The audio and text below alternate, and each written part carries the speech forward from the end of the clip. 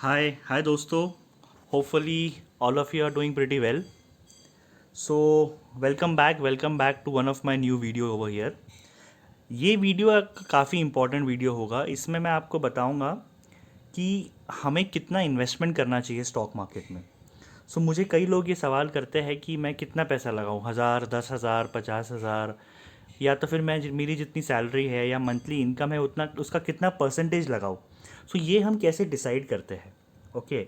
मेरे अभी ये जो वीडियोस होंगे ये एक sort of a lecture series होगी जिसमें part 1 part 2 I think 7 to 8 parts का वीडियो होगा, जिसमें मैं आपको बताऊंगा बेसिक्स ऑफ इन्वेस्टमेंट क्या होता है, कितना परसेंटेज आपको लगाना चाहिए आइडियली ऑफ योर सैलरी और of your income, so that you manage your income pretty well.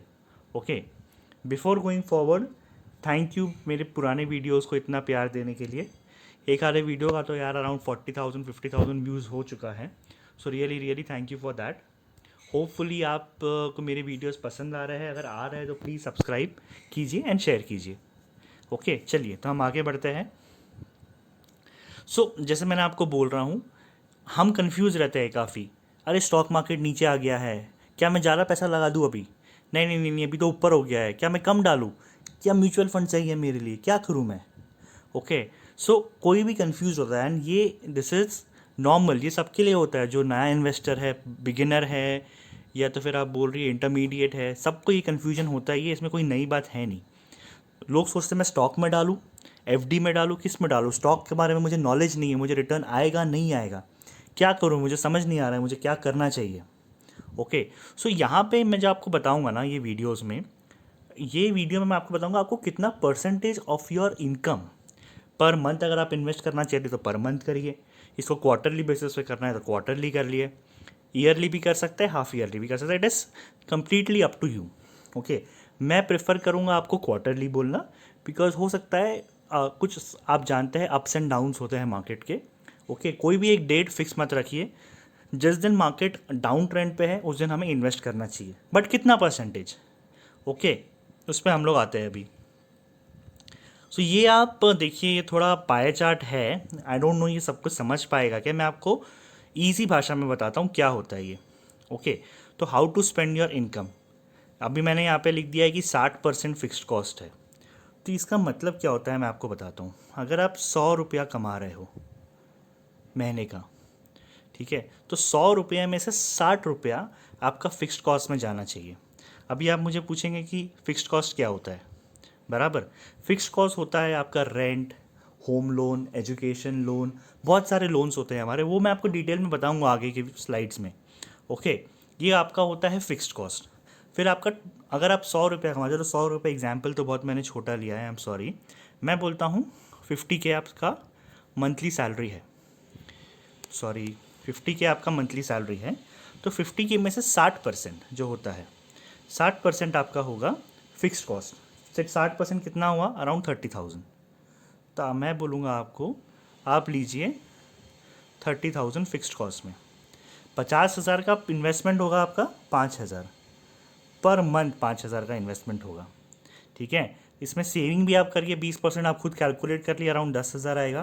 तो ये मैंने आपको क्या किया है, ये मैंने आपको ईजी और सिंपल तरीके में बताया है कि अपना सैलरी का या इनकम का परसेंटेज वाइज आप कितना लगाना चाहिए. ठीक है. समझ रहे हैं आप पॉइंट को.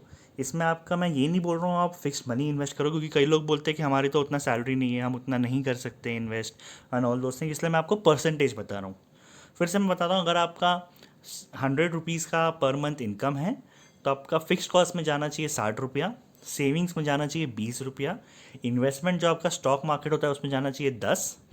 ठीक है. और अदर स्पेंडिंग में जाना चाहिए और 10. अब ये सब होता क्या है मैं आपको बताता हूँ. उसके पहले अगेन जानने के लिए, आगे के वीडियोस जानने के लिए प्लीज़ सब्सक्राइब कीजिए.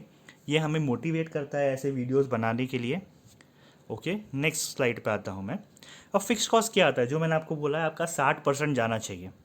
फिक्स कॉस्ट होता है आपका रेंट, होम लोन, और कोई लोन होगा आपका, एजुकेशन लोन होता है, कार लोन होता है, बहुत सारे लोन्स होते हैं हमारे, पर्सनल लोन्स होते हैं. अगर ये आपका है, इंश्योरेंस आपने लिया होगा, हेल्थ और लाइफ इंश्योरेंस, उसमें जाना चाहिए.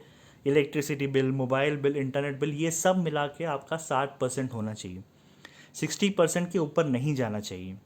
ये आप कैलकुलेट कीजिए कि आपका 60% है क्या। 60% के ऊपर जा रहा है तो you need to rethink on some of your fixed cost. Okay, अगर 60% के नीचे है तो बहुत बढ़िया है। जो बचा हुआ अमाउंट उसको हम स्टॉक मार्केट में इन्वेस्ट करेंगे। ठीक है, फिक्स्ड कॉस्ट आप समझ गए हैं, आपका रेंट आता है, होम लोन आता है, कार लोन आता है, इंश्योरेंस के प्रीमियम्स होते हैं, हेल्थ के, लाइफ के, सबके प्रीमियम्स होते हैं, और बाकी सब कॉस्ट यूटिलिटीज़ जिसमें आपको पैसा देना ही है पर मंथ, कोई ऑप्शन नहीं है। ठीक है, वो होता है आपका फिक्स्ड कॉस्ट। आप इसे कम कैसे कर सकते हैं? रेंट अगर आपका ज़्यादा है, छोटे घर में जाइए। होम लोन आपका ज़्यादा है तो धीरे धीरे उसका टेन फिक्स्ड कॉस्ट में। अभी हम आते हैं अगले इसमें। मैंने कहा था आपको 20% आपका चाहिए सेविंग्स में। अब सेविंग्स में 20% में क्यों बोल रहा हूँ? ओके, क्योंकि ये हमें बहुत अच्छा सिखाया है कोरोना के टाइम पे कि आपका सेविंग्स अकाउंट होना बहुत ज़रूरी है।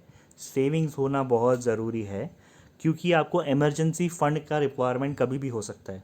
तो ये 20% आपके बैंक अकाउंट में होना चाहिए, सेविंग्स बैंक अकाउंट में, या तो आपके एफडी में होना चाहिए या आपके रिकरिंग डिपॉजिट में होना चाहिए, ताकि आप इसे कभी भी अपने विल पे निकाल सकें। 20% आपका बेयर मिनिमम सेविंग है। ओके, अगर आपका 50% वहाँ पे था फिक्स कॉस्ट में, तो यहाँ पे आप बढ़ा सकते हैं, 20 से 25 कर सकते हैं, वो आप कैलकुलेशन अपने हिसाब से करिए। लेकिन this is the bare minimum saving जो मैं आपको बता रहा हूँ, 20%। ये 20% से आप नया घर खरीद रहे हैं तो उसका डाउन पेमेंट भी कर सकते हैं, मे बी आफ्टर 5 ईयर्स, या आप किसी वेकेशन का भी प्लान कर सकते हैं। ओके, आपको अभी बहुत सारी स्कीम्स बोलते होंगे कि हमारे म्यूचुअल फंड में इन्वेस्ट कीजिए या वेकेशन के लिए गोल बेस्ड इन्वेस्टमेंट, वो सब आप करेंगे म्यूचुअल फंड से, लेकिन उसके अलावा हो सकता है वो आपको फंड रिटर्न नहीं दे उतना, हो सकता है 10-12% रिटर्न ना दे। इसके लिए हमारे पास बैकअप होना चाहिए एफडी का, जो 6%, 5%, 4%, जो भी हमारा सिनेरियो है उसका रिटर्न दे। यहाँ पे आपका पीपीएफ एनपीएस नहीं आएगा, बिकॉज ये आपका इमरजेंसी फंड नहीं बनता है, ये आपका लॉक इन पीरियड होता है उसमें। प्लीज़ उसको ध्यान रखिए। ओके, तो ये होता है आपका सेविंग्स, जो आप आगा होना चाहिए 20% या 20%। देन आते हैं इन्वेस्टमेंट। इन्वेस्टमेंट जैसे मैंने पहले बताया था, should not be more than 10% अगर आपका फिक्स्ड कॉस्ट 60% है तो। अगर आपका फिक्स्ड कॉस्ट 60% से नीचे है, 50% है, 40% है, 55 है, तो वो बैलेंस फिगर आप इन्वेस्टमेंट में डाल सकते हैं। और आपका इन्वेस्टमेंट कौन से होते हैं? स्टॉक मार्केट में आप इन्वेस्ट कर सकते हो, पीपीएफ है, वीपीएफ है, एनपीएस है, म्यूचुअल फंड्स है। ओके, ये अलग अलग इंस्ट्रूमेंट्स है जहाँ पे आप इन्वेस्ट कर सकते हो। अब इसमें कितना हमें डिवाइड करना है उस 10% का, वो हम आगे के वीडियोस में जानेंगे। ओके, बट इसे आप समझिए आपको इन्वेस्टमेंट कैसे और किस तरीके से करना है। ओके, अच्छे से ध्यान दीजिए इस पर, इन्वेस्टमेंट जो मैं आपको बता रहा हूँ।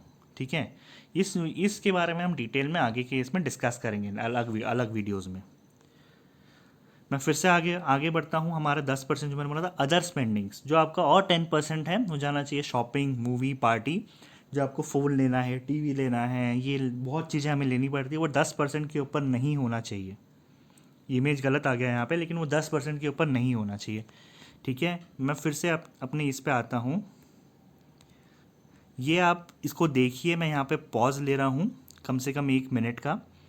ठीक है, 100 रुपया अगर आप कमा रहे हैं, फिक्स होना चाहिए 60%, सेविंग होनी चाहिए 20%, इन्वेस्टमेंट होना चाहिए 10%, अदर स्पेंडिंग होनी चाहिए 10%, इसके ऊपर कुछ भी नहीं।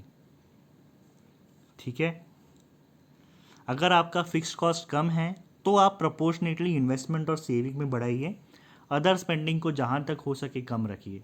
हमारा क्या होता है, हम अदर स्पेंडिंग्स ज़्यादा कर लेते हैं और फिर हम बोलते हैं कि फिक्स कॉस्ट में प्रॉब्लम हो रहा है, सेविंग में प्रॉब्लम हो रहा है।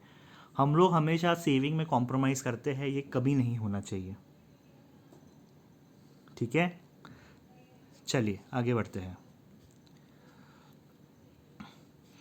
ये होता है, ये है हमारे वीडियो जहाँ पे मैंने आपको बताया आप कैसे स्पेंड कर सकते हैं इफ़ेक्टिवली। ठीक है, आगे के मेरे वीडियोस जो मैं कवर करूँगा वो होंगे बेसिक्स ऑफ मार्केट में, स्टॉक मार्केट और म्यूचुअल फंड में डिफरेंस क्या होता है, आप एक स्टॉक को कैसे सिलेक्ट करेंगे, या अपना पहला 10,000 कैसे इन्वेस्ट करेंगे, कौन सा म्यूचुअल फंड बेस्ट है। अब दुनिया में 100, 150, 200 फंड है हमारे पास अभी, बट कौन सा फंड अच्छा है हम कैसे डिसाइड करें, वो भी तो एक हमें करना है ना। तो ईटीएफ क्या होता है, म्यूचुअल फंड हम कैसे सुने, इंडेक्स फंड क्या होता है, डेट फंड क्या होता है, ये सब हम डिस्कस करेंगे आगे के वीडियोज़ में। ठीक है, सो आप सबसे रिक्वेस्ट करूँगा, please like, subscribe and share.